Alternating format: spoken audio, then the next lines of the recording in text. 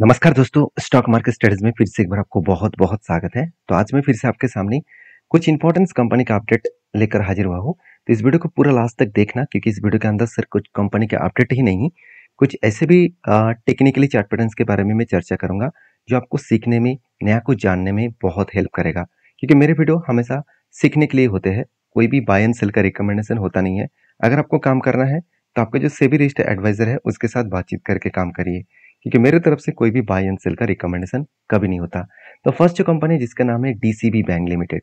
देखिए, मुझे बहुत दिनों से कमेंट्स आ रहा था कि सर एक बार डीसीबी बैंक के ऊपर चर्चा करिए, क्योंकि देखिए मैंने चर्चा इसलिए नहीं किया क्योंकि मुझे कोई खास इस कंपनी के ऊपर जो टर्निंग ऑफ पॉइंट है वो मुझे देखने को नहीं मिला था।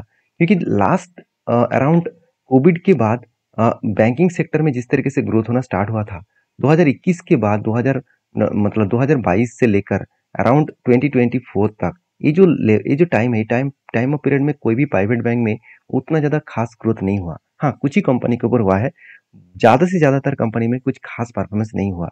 अगर मैं डीसीबी बैंक के बारे में बात करूँ तो एक छोटा सा प्राइवेट बैंक है, 4,000 करोड़ का, मगर इस कंपनी में दम है। कितना दम है आप देख सकते हैं। आरओसी आरओई बेस्ड है। हमेशा बैंकिंग सेक्टर में आरओई को देखना चाहिए, और इनकम जो एनुअल इनकम है वो अच्छा खासा देखने को मिले, और डेप्थ कितना ज्यादा लिया वो देखना बहुत इंपॉर्टेंस है। अगर मैं डेप्थ के बारे में बात करूं तो कंपनी का जो कर्जा है वो बोरिंग्स देखिए हर साल बढ़ते चले जा रहे हैं। तो कोई भी बैंक के ऊपर कर्जा बढ़ रहा है, इसका मतलब कंपनी का बिजनेस ठीक ठाक है। अगर आपको ये देखना है कि मतलब बैंक का कर्जा तो बढ़ रहा है, उस हिसाब से प्रॉफिट नहीं बढ़ रहा है, तो वो भी एक खतरा है। तो कर्जा भी बढ़ना चाहिए, उसके साथ साथ प्रॉफिट भी बढ़ना चाहिए। तो बेसिकली कंपनी का जो क्वार्टर रिजल्ट है, इस बार कंपनी का रिजल्ट बहुत शानदार आया। इसीलिए मैं इस कंपनी के ऊपर कुछ डिसीजन लेने वाला हूँ। वो डिसीजन इसी किस तरीके से लूंगा वो मैं आपको बताऊंगा। उससे पहले देखिए, कंपनी को 1100 करोड़ से 1400 करोड़ तक सेल्स हुआ, एक्चुअली रेवेन्यू हुआ। इंटरेस्ट पेमेंट किया, क्योंकि हाईएस्ट उसको तो इंटरेस्ट पेमेंट करना ही पड़ेगा, क्योंकि उन्होंने कर्जा ज्यादा लिया। तो एक्सपेंस एक्सपेंस को मिटाने के बाद कंपनी का नेट प्रॉफिट आप देख सकते हैं कितना हुआ, करीबन 142 करोड़ से 157 करोड़ के आसपास, सॉरी 156 करोड़ के आसपास। तो बेसिकली लास्ट 3 क्वार्टर्स में 127 करोड़ का जो मतलब नेट प्रॉफिट का यहाँ पे सिचुएशन बना था, उसी तरीके से वो नेट प्रॉफिट को कंटिन्यू कर रहा है। अभी देखिए, इस कंपनी के ऊपर और भी एक दिक्कत है। वो दिक्कत क्या है? देखिए, पहले 2.31%, 2.48%, सॉरी 2.84% के आसपास कंपनी के एनपीए था। वो आज एनपीए घट के 1% के आसपास आ चुके हैं। फिर भी मुझे एनपीए थोड़ा सा ज़्यादा लग रहा है, क्योंकि 0.60 के नीचे अगर एनपीए दिखाई दे तो मुझे बेस्ट एनपीए माना जाता है।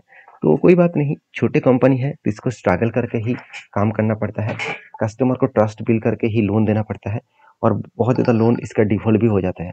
तो फिर भी 2.5% के ऊपर जिसका एनपीए हो रहा था वो आज 1% तक लेके आए, यही सबसे बड़ी खासियत पॉइंट है। बाकी इस कंपनी के ऊपर जो सबसे इंपॉर्टेंट पॉइंट है वो मैं आपके साथ शेयर करूँ, कंपनी का सेल्स का ग्रोथ एंड कंपनी का प्रॉफिट का ग्रोथ, वो बेस्ट तरीके से देखने को मिला। और कंपनी देखिए कुछ खास रिटर्न लास्ट कुछ 3 ईयर्स, 10 ईयर्स और 5 ईयर्स में देखने को नहीं मिला। करंट ईयर में कंपनी छोटा मोटा प्रॉफिटेबिलिटी दिया।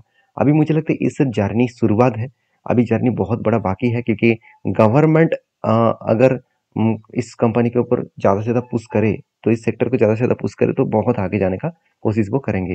तो बेसिकली कंपनी के ऊपर एज ए इन्वेस्टर, इस कंपनी के ऊपर इन्वेस्टर क्या कर रहे हैं आप वो देख लीजिए।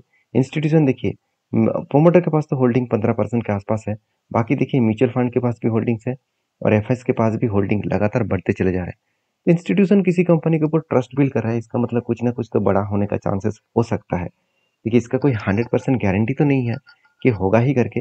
हमेशा आपको सारे पॉइंट्स को ऑब्जर्व एंड स्टडी करके चलना पड़ेगा। तो डीसीबी बैंक के ऊपर जो टेक्निकली चार्ट पैटर्न बना उसके बारे में चर्चा करूँ। देखिए, कंपनी की जो अगर चार्ट पैटर्न के बारे में बात करूँ तो बहुत दिनों से कंपनी देखिए एक ही रेंज के ऊपर ट्रेड किया। उल्टा कंपनी के ऊपर एक बिग फॉल हुआ था।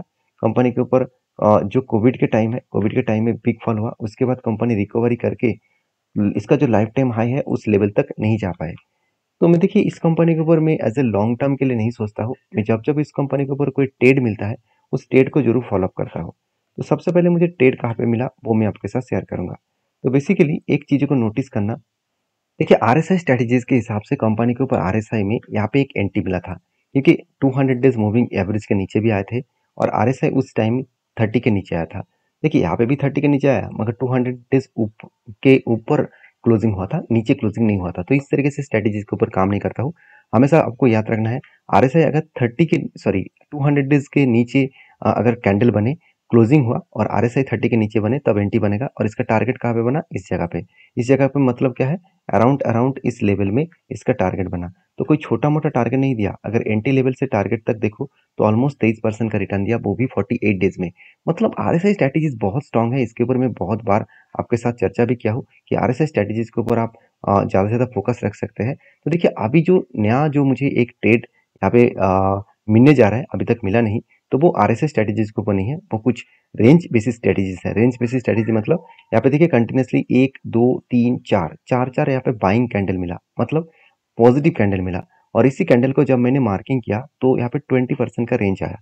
तो 20% का जो रेंज है, उसी रेंज के बेसिस में देखा है तो कंपनी जब भी यहाँ से नीचे आकर इस लेवल को टच करेंगे तब मैं एंट्री लूंगा और मेरा टारगेट रहेगा इस हाई लेवल तक। हाँ, फिर भी मैं आपको बता रहा हूँ, ये मैं कोई भी आपको बाय सेल नहीं दे रहा हूँ। प्लीज मेरे यहाँ पे जो रिक्सी ट्रेड होगा, मुझे लॉसेस होने का भी चांसेस रहेगा। तो प्लीज सोचकर समझकर आप प्लीज आपके जो सेबी रजिस्टर्ड एडवाइजर है उसके साथ बातचीत करके काम करिए। मेरा काम है, मैं जिस तरीके से स्ट्रैटेजीज को फॉलो करके काम करता हूँ वो मैं आपके साथ शेयर कर रहा हूँ, क्योंकि इस तरीके से स्ट्रैटेजीज के ऊपर मैं हमेशा काम करता हूँ। और मैंने इस स्ट्रैटेजीज को क्यों मार्किंग किया, क्यों मैं ट्रेड लेने के लिए तैयार हूँ, क्योंकि जो 200 डेज मूविंग एवरेज है उसके नीचे बाइंग कैंडल स्टार्टिंग हुआ। जब भी कोई इस तरीके से buying candle 200 days moving average के नीचे बनता है तो पॉसिबिलिटी ज़्यादा है वो टारगेट अचीव करने का कोशिश जरूर कर सकते हैं। तो बाकी आपकी क्या राय है जरूर कमेंट्स करना। नेक्स्ट जो कंपनी उसका नाम है Prince pipe. Finally Prince pipe के ऊपर गुड रिजल्ट आ चुके हैं। इस बार कंपनी अच्छा खासा यहाँ पे रिजल्ट पब्लिश किया पिछले क्वार्टर के तुलना से। ऑब्वियसली क्वार्टर बेसिस में कंपनी का ग्रोथ हुआ मगर ईयर बेसिस में ग्रोथ नहीं हुआ। अभी एक्सपेंस को मिटाने के बाद कंपनी का नेट प्रॉफिट जो है वो 94 करोड़ से घट के 55 करोड़ हो चुके हैं। मतलब जो ईयर ऑफ ईयर बेसिस में मतलब ईयर ऑफ ईयर बेसिस में जो एस्टिमेट किया गया था उस एस्टिमेट को कंपनी बीट नहीं कर पाए। हाँ, क्वार्टर क्वार्टर बेसिस को एस्टिमेट को बीट किया। हमेशा यही देखा जाता है कि ईयर ऑफ ईयर बेसिस में किस तरीके से काम किया। अगर वो फाइनल क्वार्टर का रिजल्ट था, मतलब 4 क्वार्टर का रिजल्ट था, तो उस टाइम में हमेशा ईयर ऑफ ईयर को कंपेयर किया जाता है। तो मुझे लगता है कि कंपनी के ऊपर मतलब अभी भी प्रेशर है, फिर भी कंपनी इस प्रेशर को झेलते हुए भी आगे बढ़ने का तैयारी कर रहा है। अगर प्रिंस पाइप के बारे में चर्चा करूँ तो मुझे एक ट्रेड मिला था, वो एक लंबा सा ट्रेड मिला, कुछ इस तरीके से ट्रेड मिला था, शोल्डर काम, उसके बाद यहाँ पे क्या बना, फिर से एक शोल्डर बना और उसके बाद देखिए फाइनली यहाँ पे ब्रेकआउट हुआ और ब्रेकआउट होने के बाद वो ऊपर जाने का कोशिश कर रहा है। तो बेसिकली शानदार तरीके से यहाँ पे ट्रेड बना तो था मगर उसके बाद नीचे भी आए और उसके बाद देखिए धीरे धीरे करके ऊपर जाने का कोशिश कर रहे हैं। तो बाकी आपकी क्या राय है जरूर मुझे कमेंट्स करके बताना। नेक्स्ट जो कंपनी उसका नाम है केपीआई ग्रीन एनर्जी। तो केपीआई ग्रीन एनर्जी के ऊपर बात करूँ तो कंपनी के ऊपर सबसे पहली बात कंपनी का क्वार्टर रिजल्ट। देखिए इस बार भी कंपनी का क्वार्टर रिजल्ट जो 128 करोड़ था वो बढ़ के करीबन 290 करोड़ के आसपास हो चुके हैं। ऑलमोस्ट 100 करोड़ के ऊपर कंपनी का प्रॉफिट सेल्स ज़्यादा देखने को मिला। मगर हुआ कुछ उल्टा कि कंपनी का जो एस्टीमेट था क्वार्टर क्वार्टर के बीट करने का, वो एस्टीमेट कंपनी मिसिंग कर चुकी है। मतलब एस्टीमेट यहाँ पे देखा है तो मिसिंग हो चुके हैं। एक्सपेंस को कंपनी मिटाने के बाद कंपनी का नेट प्रॉफिट जो 32 करोड़ का नेट प्रॉफिट था वो 3 करोड़ के आसपास नेट प्रॉफिट इस बार हुआ। मगर पिछले क्वार्टर्स में 51 करोड़ के आसपास नेट प्रॉफिट था। तो बेसिकली कंपनी के ऊपर जो प्रॉफिटेबिलिटी ग्रोथ है वो थोड़ा सा डाउन हो चुके हैं। शायद जब रिजल्ट आया उसके बाद लगातार 3 से 4 दिन लोअर सर्किट देखने को मिला। इस कंपनी हमेशा अपर सर्किट और लोअर सर्किट लेकर ही काम करता है। अभी फिलहाल के लिए जो सिचुएशन है उसके बारे में चर्चा करूँ तो आप यहाँ पे देख सकते हैं कंपनी का क्या सिचुएशन बना। आप देख सकते हैं पहले एक शोल्डर बना, उसके बाद एक हेड बना, उसके बाद शोल्डर बना। तो फाइनली ब्रेकआउट होने के बाद जब रिटेस्ट किया तब मैंने एंट्री लिया और अभी देखिए धीरे धीरे करके कंपनी ऊपर जाने का कोशिश कर रहा है। तो अगर टॉप लेवल तक गए तो मुझे 22% के आसपास रिटर्न मिलने का चांसेस है। और कंपनी के ऊपर एक गुड अपडेट जल्द से जल्द आपको मिलने वाला है क्योंकि कंपनी का मैनेजमेंट डिसाइड कर रहा है कि कंपनी स्प्लिट देने वाला है। तो जल्द से जल्द इस कंपनी आपको स्प्लिट देने वाला है, उसके लिए तैयार रहिएगा। अभी 1:10 रेशियो का, नहीं तो 1:5 रेशियो, सॉरी 2:5 रेशियो का भी स्प्लिट यहाँ पे कंपनी दे सकते हैं। तो कितना स्प्लिट मिलेगा और अभी तक डिस्कशन नहीं किया गया, तो जब होगा तो मैं आपके साथ जरूर शेयर करूंगा। तो ये था कुछ कंपनीज का अपडेट। वीडियो में जानकारी अच्छा मिले तो प्लीज़ लाइक करना। मिलते नेक्स्ट वीडियो में, तब तक के लिए धन्यवाद।